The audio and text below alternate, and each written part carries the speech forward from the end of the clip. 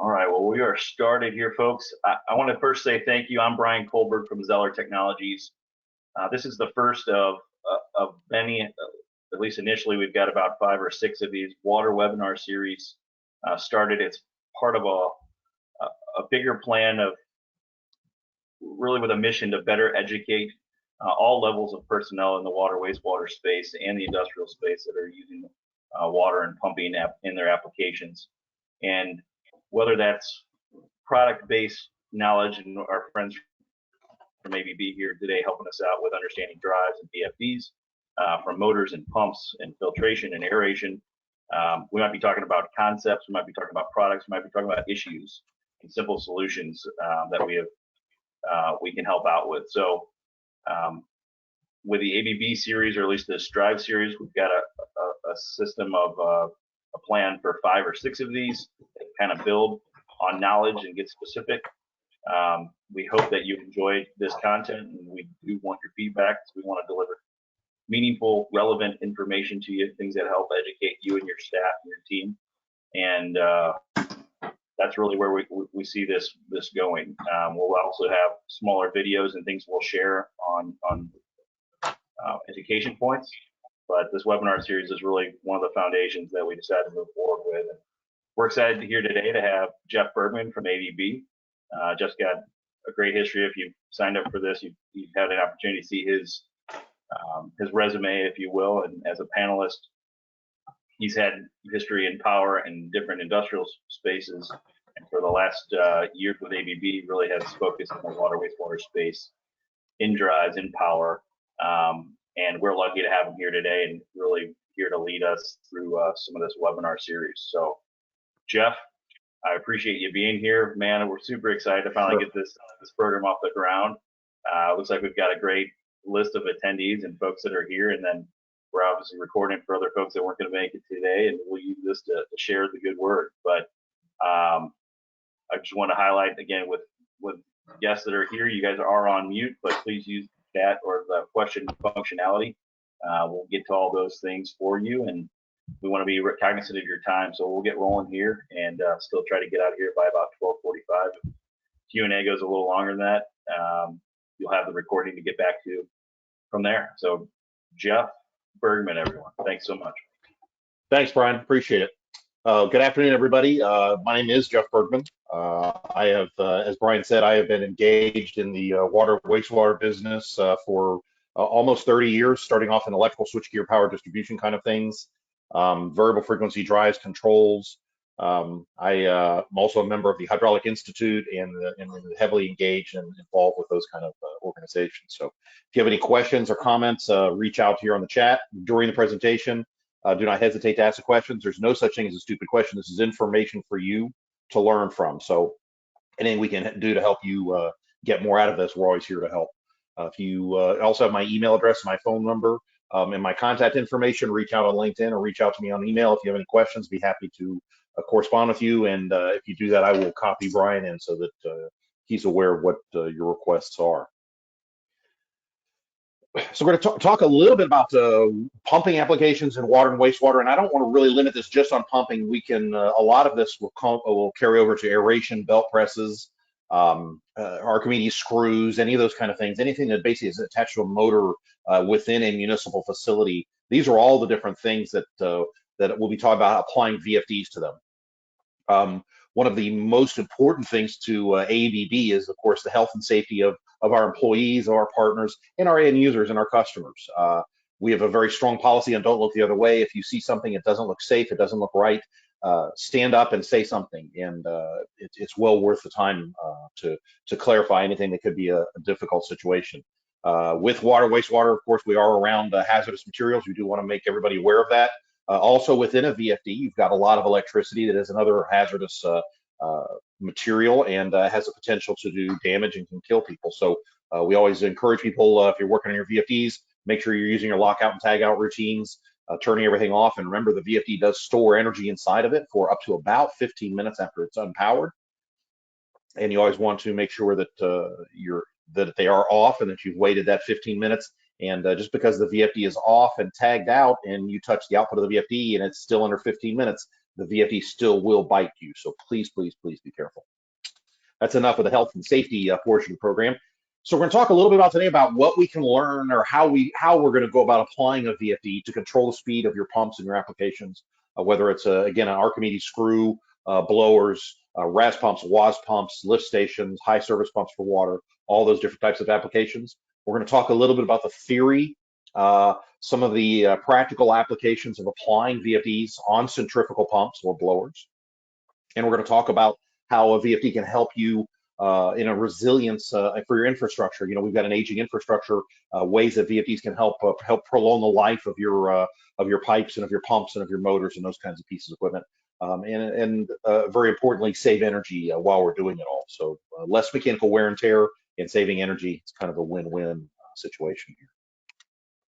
Let's go very first, just kind of talk a little bit about motors, the different types of motors they are. Of course, I think almost every VFD is attached to a motor because that's what we're trying to control the speed of. The motors come in different RPM ratings, and it's based, the RPMs are a fundamental function of the number of poles, or the magnetic poles within the motor. Here on the left, we have an example of a 2-pole motor, which is a 3,600 RPM motor.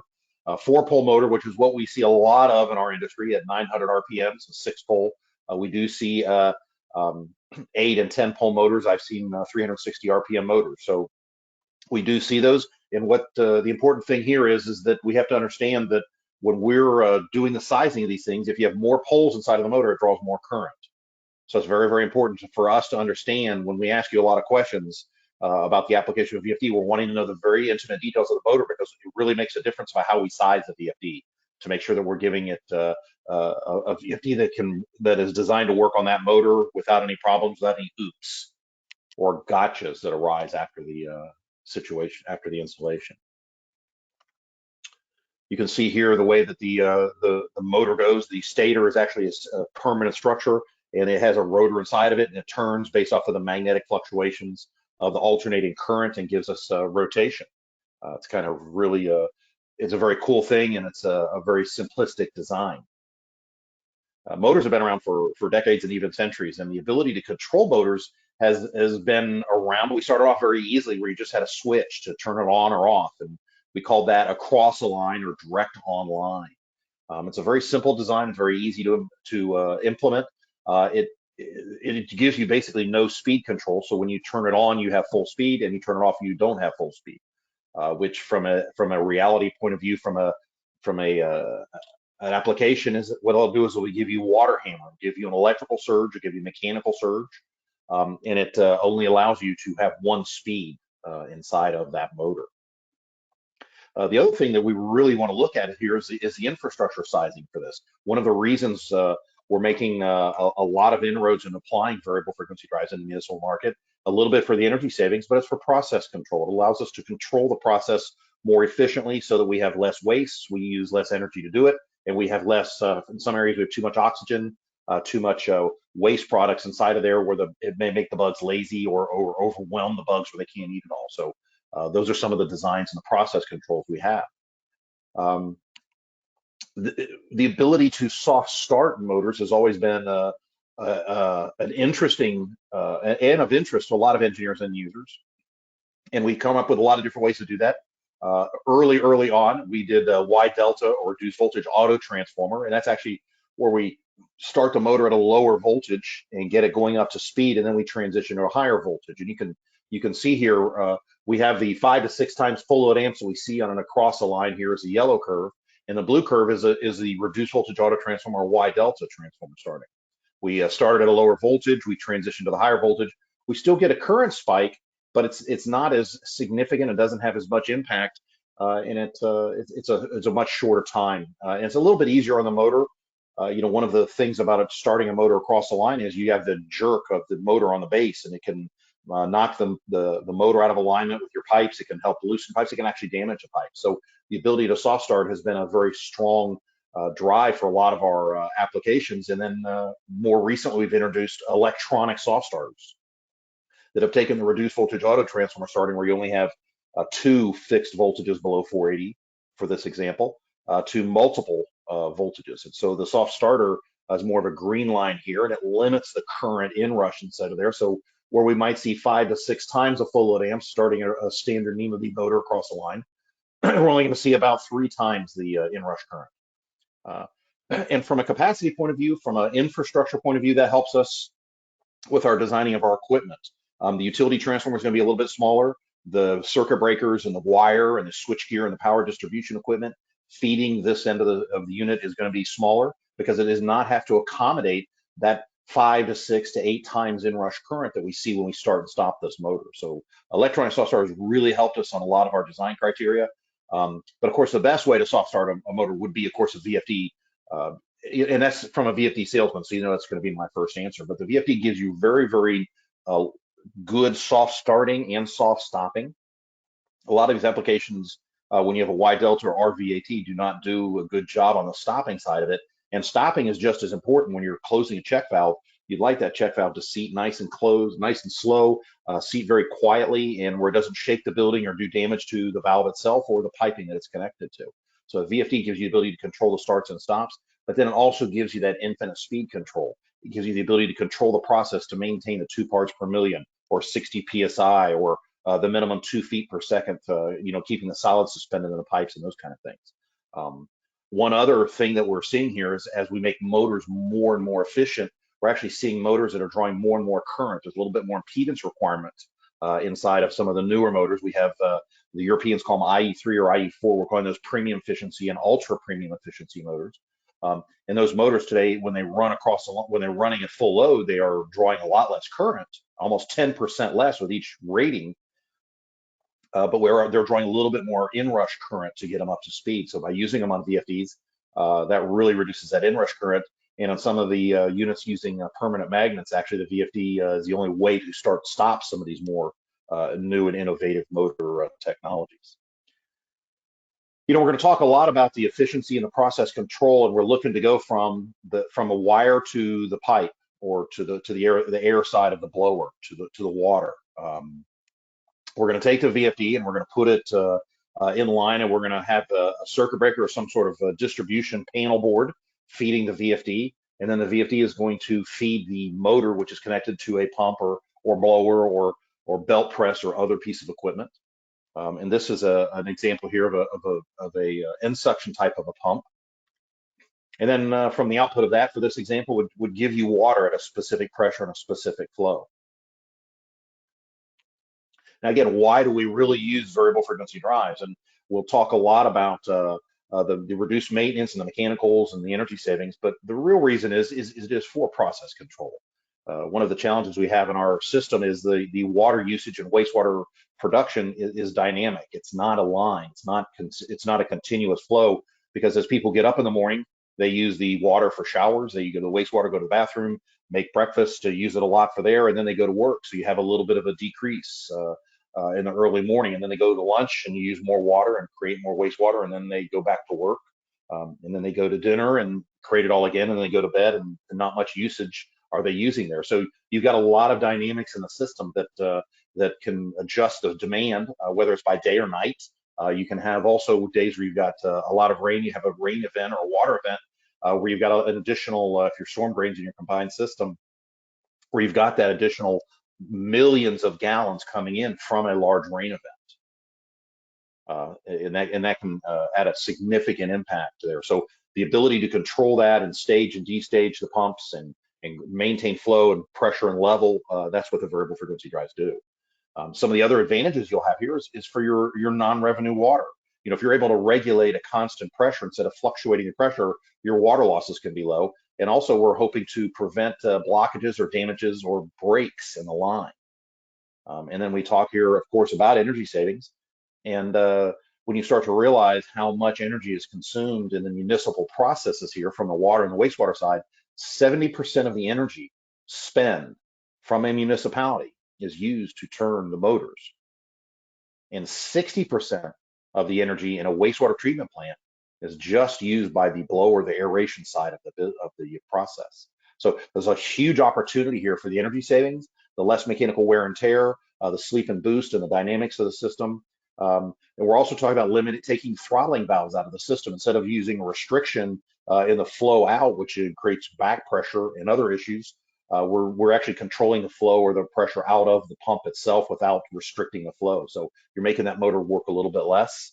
You're reducing the pressure that the pipe is seeing, and you're controlling it based off of the real needs and demand of the day. Here's kind of an example of an application where we had, this is a dewatering solution where we have a non-potable wash water coming from the system. And this was an on-off control. We had a significant water hammer in the system, shakes the pipes, shakes the pumps, shakes the equipment you're connected to. And by putting a VFD into there, we went from an average consumption of power of about 25 kilowatts to almost half that or a little bit less, down to 12 kilowatts. So you look at, we're using the pumps, we're not using all of the pumps. If they're, in this case, they're about 30 horsepower, we're not using all 30 horsepower, we're using something around 12 to 15 horsepower to do the same amount of work. By limiting the flow, by controlling it from a constant pressure, we're able to save, if you look here at the energy savings in this application, we're about $9,600 per year. And a 1.25 year, 1 year and a quarter payback, we reduce a lot of CO2. But when you start to look at the mechanical wear and tear of that starting and stopping of the motors, where you're doing the water hammer and the damages done to the equipment, it's a significant savings that is not just allocated just in the energy savings, but also the mechanical. And you can see here when you really fine tune the control toward the end of the right here, your fluctuations, your oscillations were significant here on the left. And then from September of 09 till July, or from November until December here in this application, you can see the fluctuations reduced significantly, and then they're able to really fine tune the control to give it much more of a linear usage instead of just an on-off control. So why are we using a variable frequency drive? What is inside of this VFD? And this is basically a light switch for a motor. This actually controls the speed. It's just like in your dining room when you don't need full speed, full lighting to create the atmosphere you're looking to do. The demand is lower, so you use a variable frequency drive. And variable frequency drives have got a lot of names. They've been called inverter. They've been called frequency converter, variable speed drive, variable frequency drive, adjustable speed drive. The term I'm going to use today is drive, and I've even had people call them that damn thing on the wall. So you know they go from the good and the bad descriptions here, and everybody has their own adjectives they like to add sometimes to these VFDs. Several different types. We have AC VFDs, which we predominantly see in the municipal business. We see DC type of drives where we need a 4-quadrant control and torque response and those kind of things. We see that more in the manufacturing or the processing side of the industrial business. But however, in the water and wastewater business, we do see a lot of what we call low voltage motors. And these would be 200 volt, which would be a 230 or 240 volt motor. We have some systems that are rated at 208. A lot of systems rated at 460 volts, 480 volts. And we have some Canadian areas or some areas in the United States that have higher voltages of 575 or 600 volts. And then we've got other customers who use 2300 volts or 4160. So ABB makes all the products to accommodate all of these different voltages and horsepower ranges. And we make our VFDs to horsepower ranges to, on the low voltage side, about 3,000 horsepower, on the medium voltage side, up to about 5,000 to 6,000 horsepower. So we can accommodate most of your needs. We can do these with a wall mount type of an enclosure, just like here are these little units here in the front. We can do them in a cabinet built like here on the right-hand side, or we can give you a panel mounted design here on the left and the back that allow you to customize the panel, put it inside of there and do what you want with it. We can offer these in low harmonic solutions, and we can offer these in standard 6-pulse, and we can give a variety of protective filtering and those kind of things.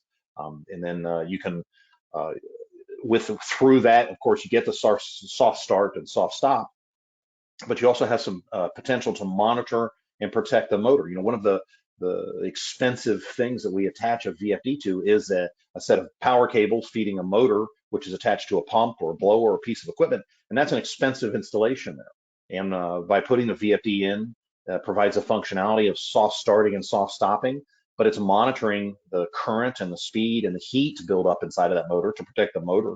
And a lot of times if a VFD is tripped, I tell people, hey, the VFD is doing its job. It's protecting your motor cables. It's protecting the motor from damage that could be done. And also part of the feature of some of the other features that VFDs offer is some of the water specific capabilities. We have a math protocol inside of the VFD called a PID controller, which allows you to maintain constant pressure, constant flow, constant level, constant DO. You can take a DO meter or a level transmitter or flow meter, feed it into the VFD and say, I'm going to maintain 1.6 or 2 parts per million of oxygen, or I'm going to maintain 60 PSI, or I'm going to maintain this well at 10 feet plus or minus 6 inches so I don't get a fat ring building up, fat oil and gas rings inside of the well. VFDs also have features called anti-ragging, which helps clean the impeller by using a series of forward and reversing movements to dislodge solids and debris building up on the impeller themselves, on impellers that can go backwards. If you've got a screw-on impeller, you can do that just in a forward version, turning it forward and stopping. You've got flow calculations, a lot of different features that really lend themselves to simplifying, reducing maintenance, and making your life just generally easier. Now we start to get into the process control, and we talked about a little bit about how the different applications work and those kind of things, but here's something to understand about the different types of VFDs. Yeah, there is a little bit of a question answer series we're going to have here. So if you come into me and say, hey Jeff, I need a 20 horsepower VFD to run one of my pumps, I'm going to ask you about 20 questions because I've got to know some things so that when I size it, I'm sizing it correctly. I'm going to ask you very specifically, what type of a pump is it? Is it a constant torque pump or is it a variable torque pump? Is it a centrifugal pump, a positive displacement pump, progressive cavity pump? What type of a pump is it?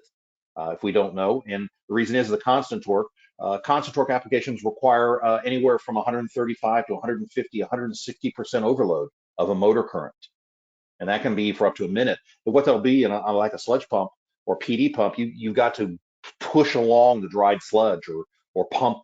You want to pump through some of the solids that have fallen to the bottom of the bowl and those kind of things, or the bottom of the pipe. So you've got to move those things along. So we've got to understand the constant torque because I need the ability to overload that pump for up to a minute at 135 or 150, 160%. But I create a linear speed that gives me my horsepower rate based off of my speed. So when I'm running at about half speed, I'm running at about half the horsepower demand. Now, this is conversely a little bit different than a variable torque application. And this is just a very simple physics. This follows the affinity law, where on a variable torque application, if I have a 20% reduction in speed, I have a 50% reduction in energy. So this is really where we get our energy savings. When we have a constant torque application, we're using less power, but it's pretty linear. But on here with a variable torque application, we can make a very small, minute adjustment in the speed, and the energy falls off of the cube.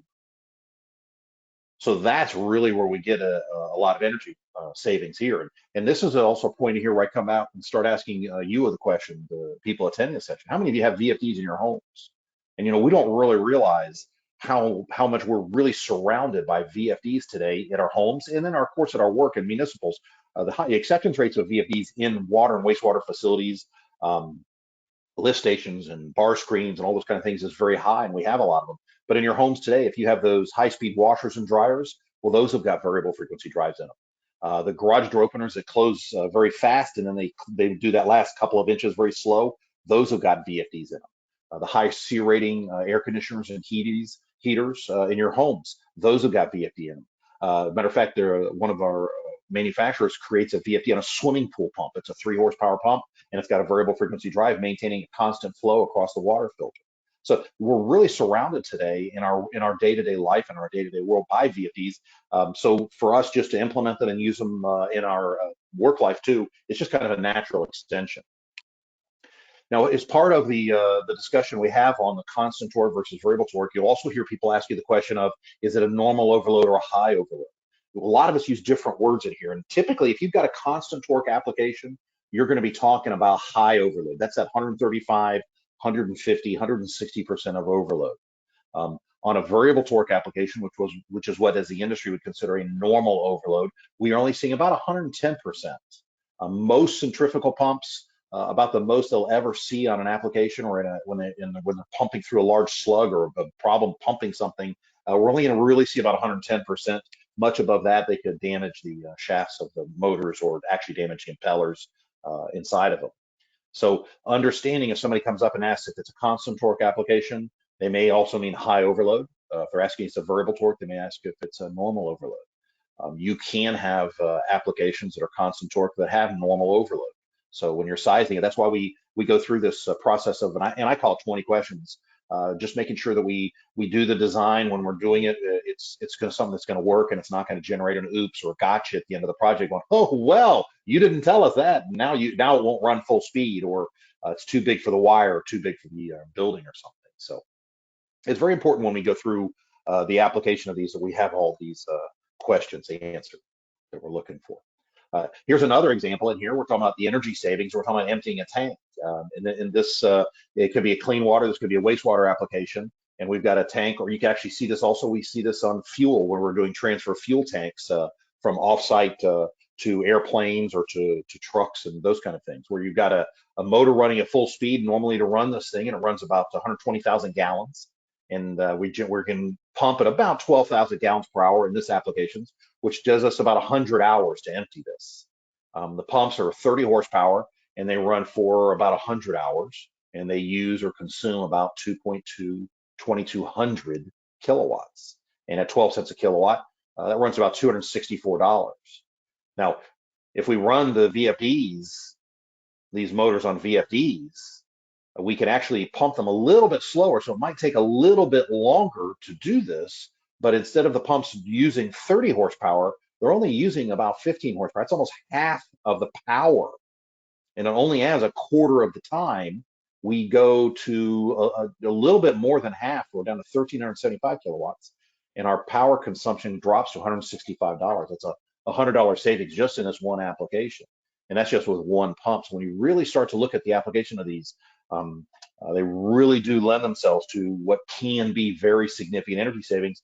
And you start taking those numbers, these are just looking on per year, per month. You start looking at your demand charges and your power consumption, your generator infrastructure, and those kind of things. You're using less power. The wear and tear on all of that infrastructure is also reduced.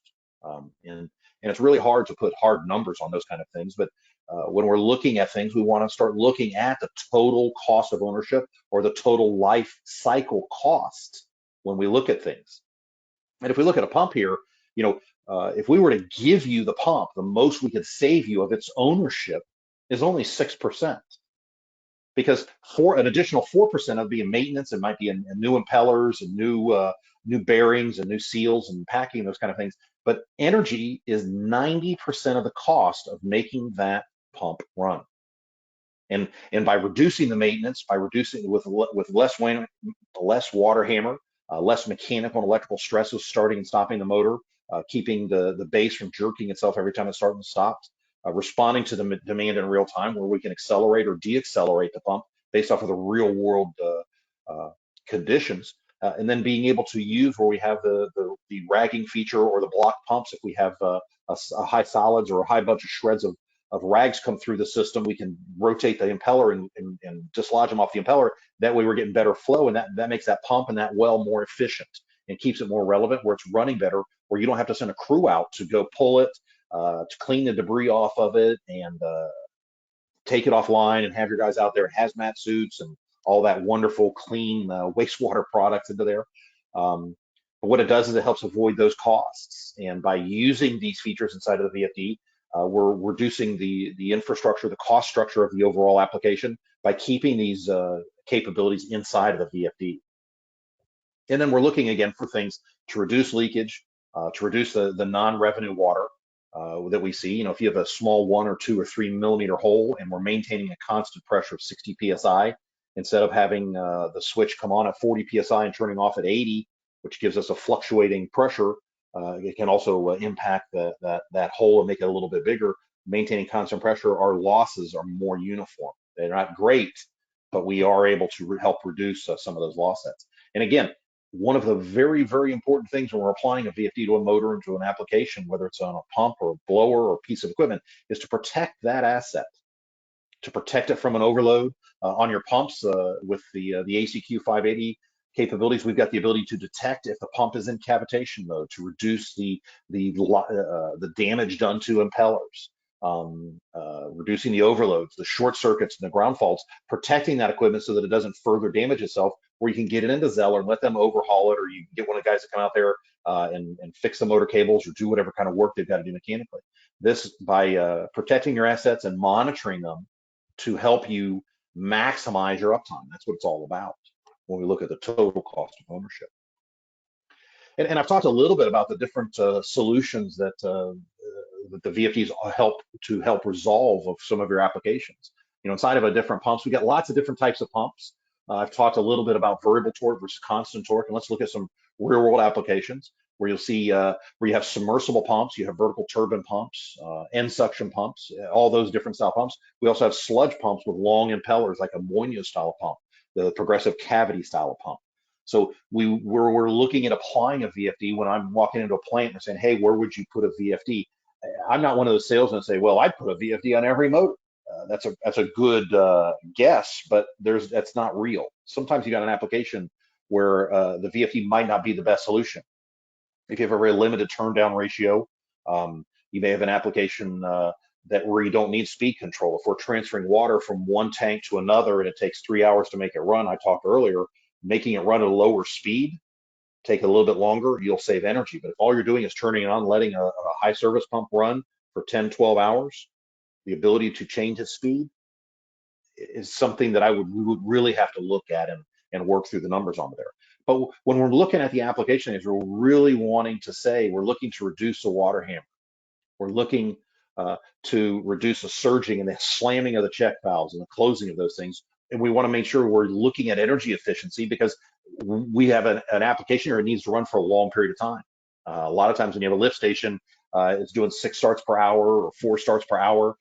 If we can make it run a little longer, keep the solids suspended in the pipes and keep it flowing and pushing them through and keeping those pipes flushed, keeping the pumps turning. Pumps are designed to be turning. Pumps don't like to sit there not turning. So keeping them running there, that helps accommodate their longevity and their maintenance and reduces their maintenance. Helps them live in the application for the true cost of ownership. In applications, we've got lots of starts and stops. We really want to look at a VFD to maintain a constant pressure or constant flow or constant level. Instead of starting and stopping all the time, really look at the application that we want to apply the VFD to.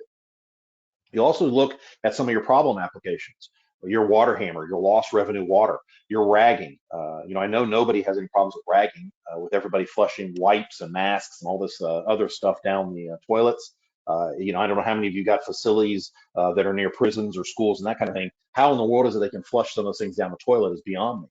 But they do get a lot of things we wouldn't normally see coming through a normal residential area that go into there. So we see a lot of ragging, we see a lot of obstructions that come through the system, and that can reduce the pressure of flow. It can also build up ragging on the impellers. So by using the VFD, it gives us the ability to monitor the flow or to monitor the power that pump is consuming.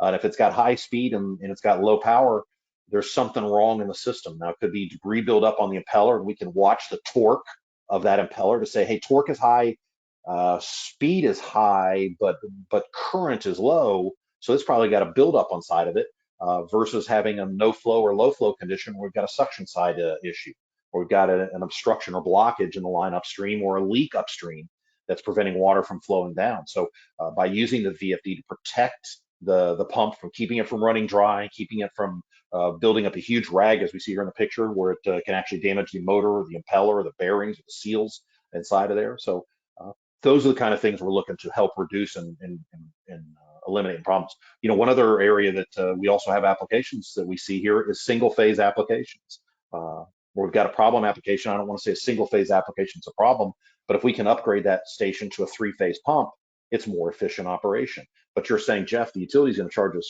$5,000 or $10,000 to upgrade that station out there. It's remote, middle of nowhere. We can use a VFD to take single phase power in, convert it to 3-phase, and run that standard 3-phase pump, just like all your other pumps in the system.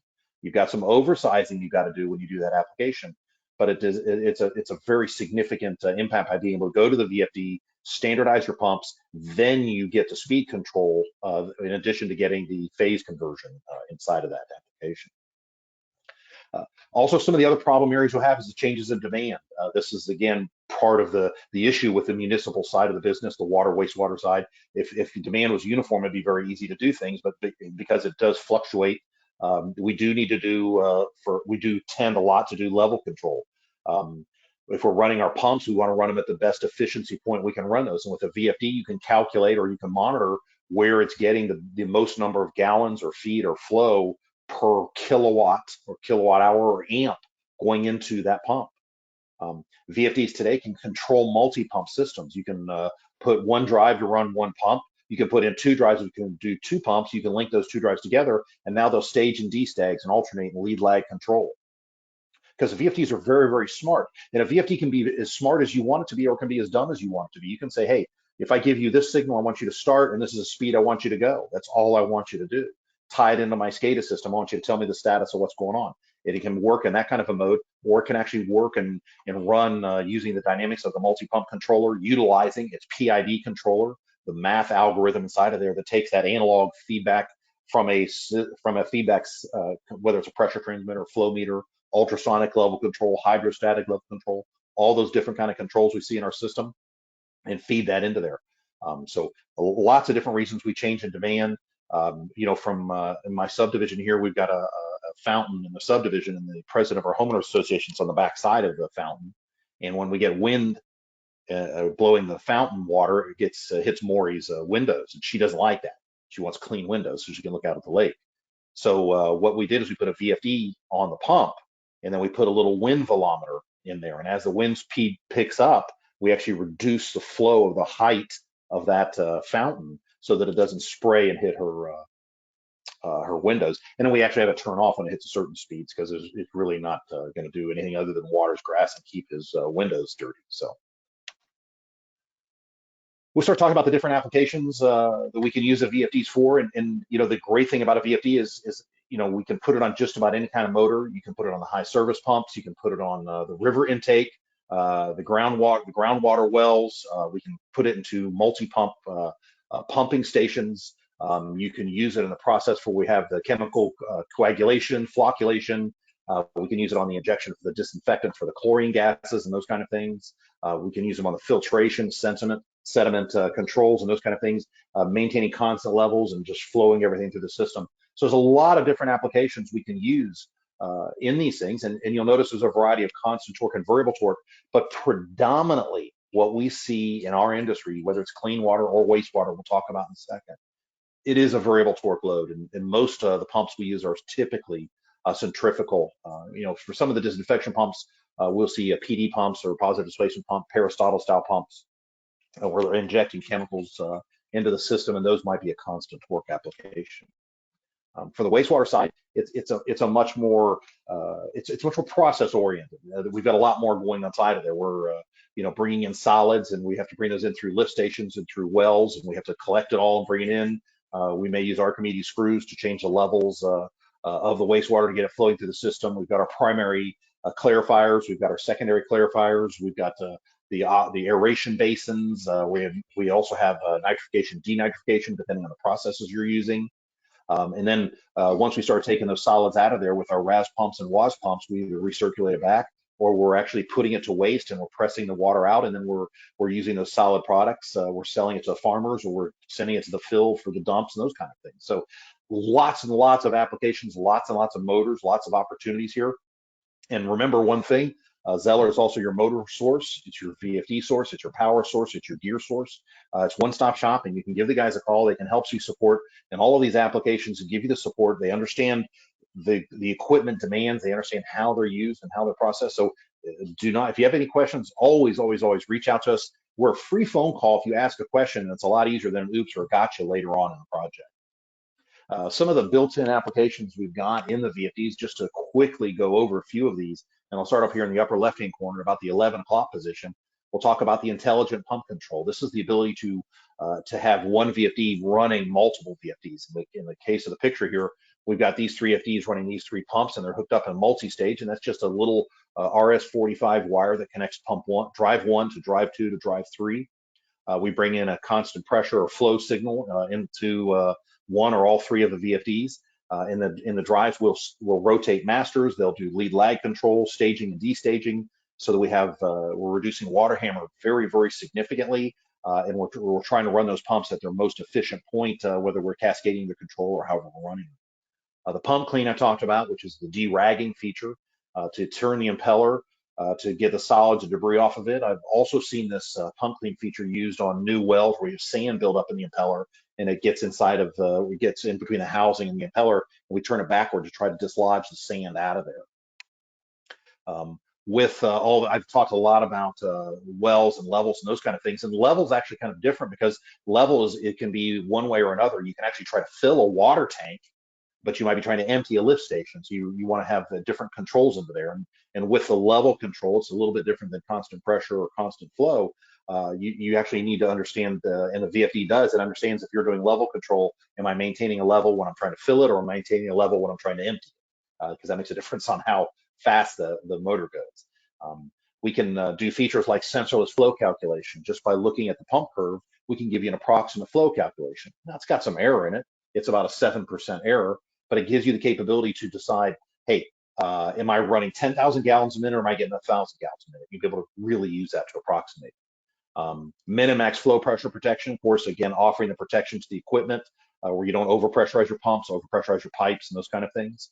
Dry pump detection, which I talked a little bit earlier, and this can be a no flow or low flow condition where that pump just doesn't quite have the ability to get what it needs out of the system, and it either slow down or export a warning and trip and say, hey, somebody's got to come out here and have a look at me. The quick ramping, submersible pumps and vertical pumps have got to come up to half speed in 1 to 3 seconds. These kind of features and controls are built into the VFDs to accommodate the different type of applications. You can use a normal ramp, or you can use one of these quick ramps for these type of pumps. Cavitation detection and control.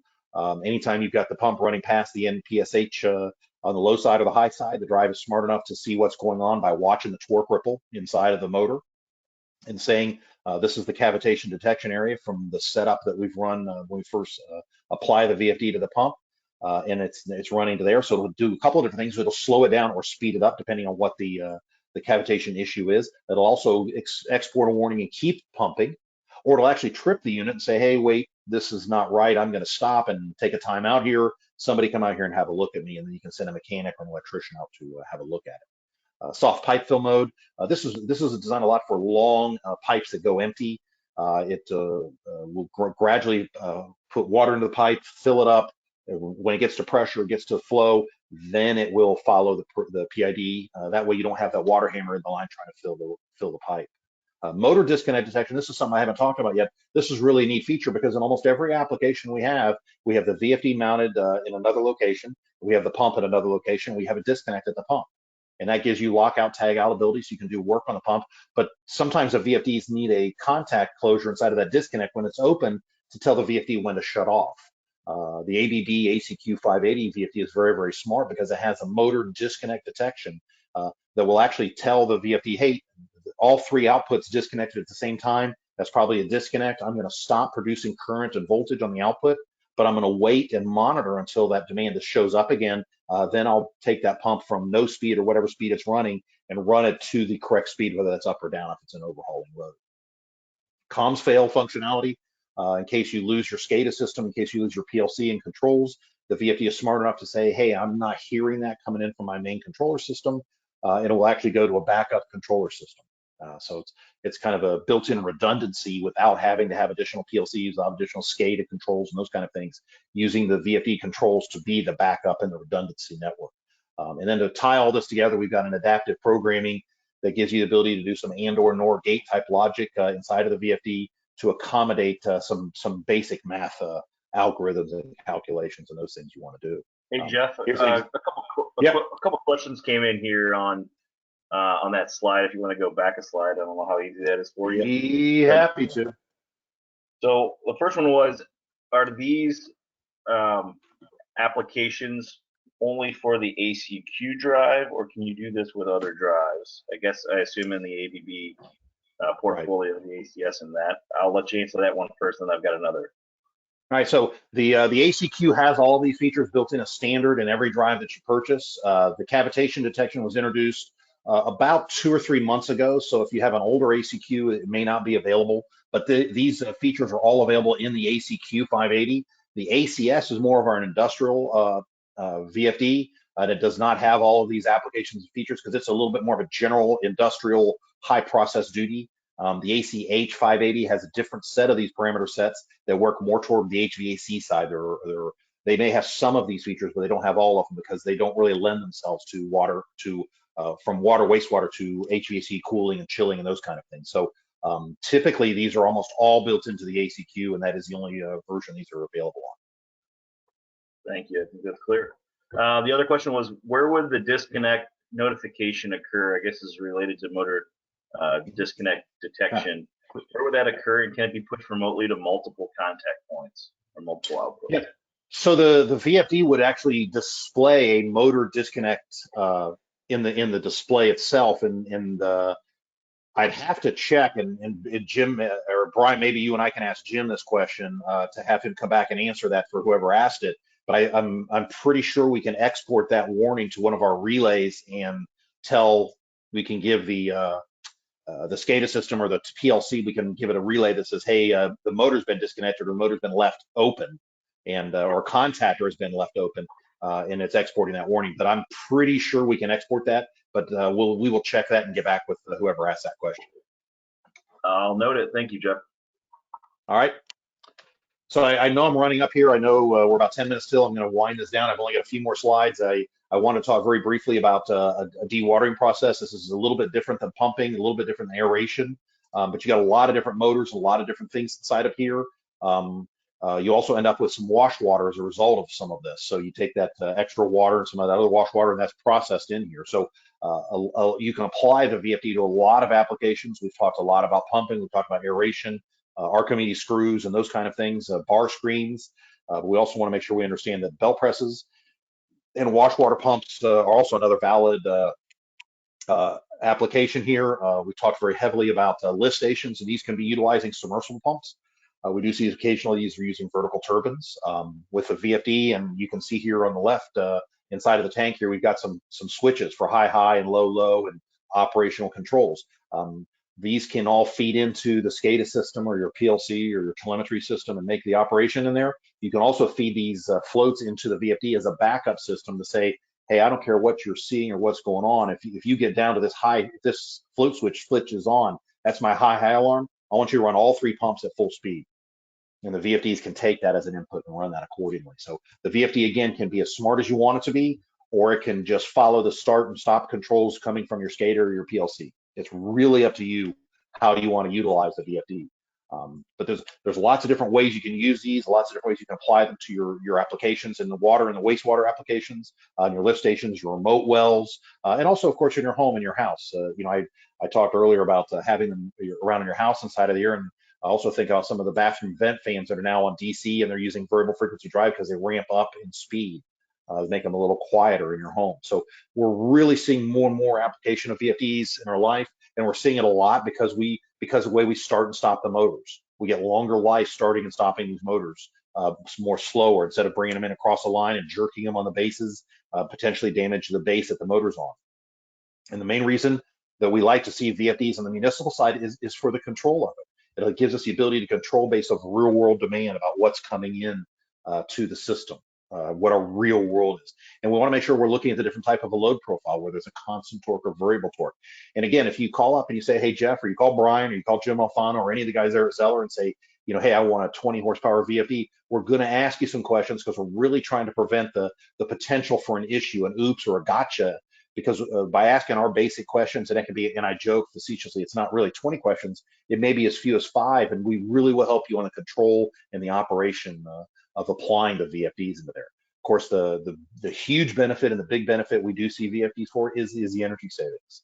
The productivity gains, the ability to control the process and to get energy savings off of it.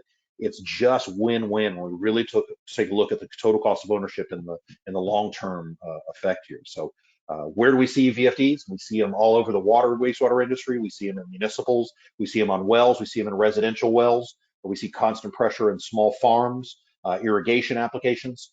So I don't want to say on every motor, but just about any kind of a motor you're going to see an application opportunity on is a good opportunity uh, for the uh, for the VFDs.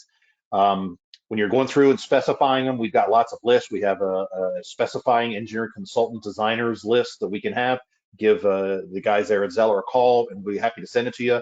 And it's a quick checklist. It's almost 30 or 40 different kind of questions, just to really work you through the process of making sure you covered your controls and your closures, and you verified your voltage. Because one thing that I didn't talk about here, but is very, very, very important, is if you have a 460 volt feed and you have a 460 volt motor, you need a 460 volt drive. Drives are not multi-tap different voltages. Drives are 460 volts or 200 volts, and that would be a 208, 220, 230, 240 volt. There's not a kit you can modify them out in the field. They're only designed for one type of voltage. So you want to make sure when you're doing that, part of the questions and answers we have here is verifying your input voltage inside of there. So I'll open it up for any additional questions. Also, I want to do a quick advertisement. This is part one of a 6-part potential for different type of applications, different type of lunch and learns.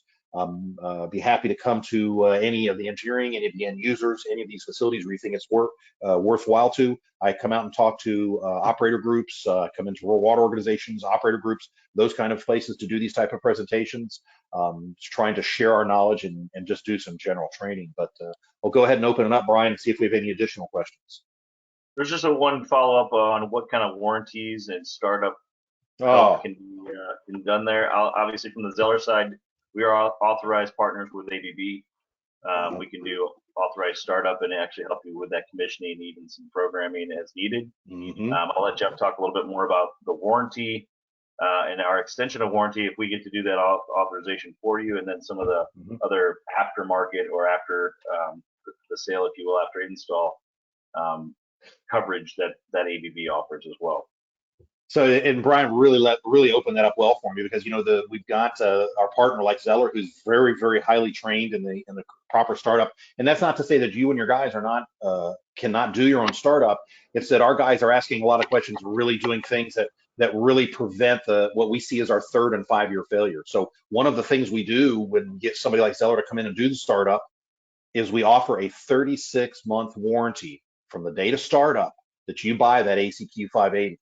So by calling and having Brian or Jim or any of his guys coming out there and do the startup, you go from 24 months to 36 months, and that covers your parts and pieces and labor and travel. And ABB stands behind that product.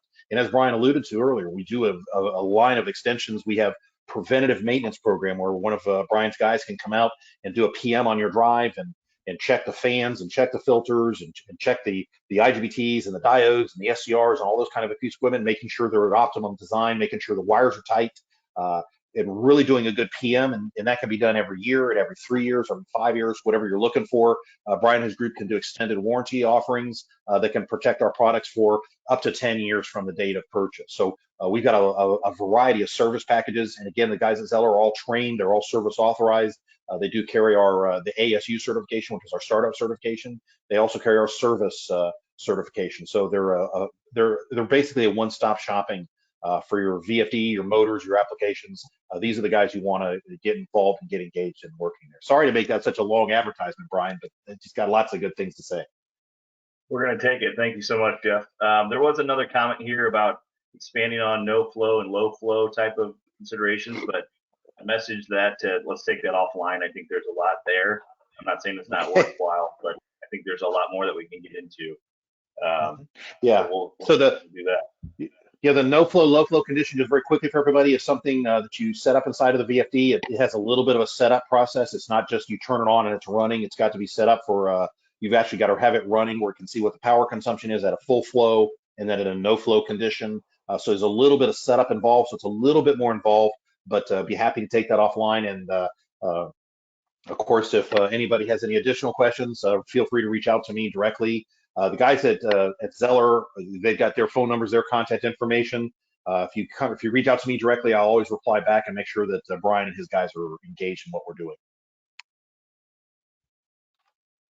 There's a final comment about stock. Obviously, at Zeller, we do stock some of these drives. We will say, as the world's been crazy with deliveries and electrical component boards, ABB's still done a great job, especially with their ACQ platform, of being able to deliver drives, whether they're in stock or just a couple weeks out, where we've seen other competitors, need multiple, extended weeks, if not months, to deliver on some of these drives. I would say from our experience with ABB, if it's something that's not in stock at ABB, we can still get it, in a typical world, at least in 1 to 3 weeks. And again, we're trying to make sure that we do stock the things that our end users, our customers need here at Zeller. So if you haven't had that conversation with your account manager on our team, I fully suggest that you allow us to take a look at what kind of drives you have, what voltages and horsepowers you're currently using, and make sure that we match our stock. In case you need something, we'll have it ready to go for you. So right on. And you're there. And Brian, you're there, located in St. Louis. We're in, as you know, we're in St. Louis. We've got a sister company over in Alton, Illinois. We've got folks all over this, that run all over Missouri and Southern Illinois. Service group on the outside for automation controls, and we do have a 24/7 service group as well. So middle of the night, not being able to figure it out, we've got drive experts, motor experts, power experts that can come out and give your team a hand. So we welcome that for sure. Jeff, thanks for the great words there. Before we sign off, the next webinar in our series is why size matters, and some application, real knowledge on sizing, some issues we got to figure out, and that's going to be on October 6th at noon as well, Central Time. So if you haven't put that on your calendar, you'll be seeing an invite as a follow-up to this with our feedback requests. So thank you everybody for being here. Unless there's any final questions, I'll take a look again. I don't see anything we haven't covered. Jeff, if you got any final words, great, but otherwise I'm ready to sign off here. I am too. Thank you for everybody's time. Brian, appreciate the opportunity to speak in front of your customers. We build our drives in Milwaukee, Wisconsin, just like Brian and his group being local there. We can build things. We've got 18,000 drives a week, and the availability of product is because we're building them there. We have parts and pieces and the actual products anytime you need them, hopefully. So reach out to us if we can help out. Very good. Thanks, Jeff. Thanks, ABB. And thank you all that attended today. We appreciate the success here of our first webinar in the water webinar series. Have a great week, everybody.